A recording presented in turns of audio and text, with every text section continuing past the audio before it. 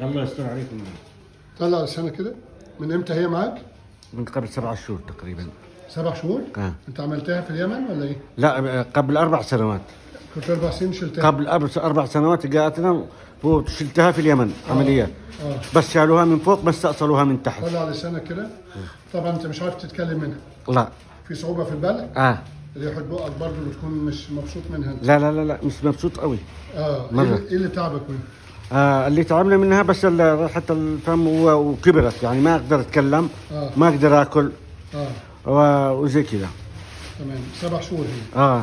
لا 7 شهور حاليا، لكن من اول استأصلوها باليمن قبل 4 سنوات. عملت اشعة مقطعية؟ عملت أشعة مقطعية وطلعت سليمة بعد العملية الأولى. عملت عينة منها؟ عملت عملية منها وطلعت سليمة بعد العملية الأولى. طب دلوقتي العينة اللي عملتها دلوقتي؟ والله العملية اللي عملتها دلوقتي ما أدري لا أنت عارف؟ ما وضحوا لنا، قالوا يعني في مرض خبيث يعني. خبيث. إن شاء الله نعمل لك عملية وإن شاء الله تخف. إن شاء الله بإذن الله.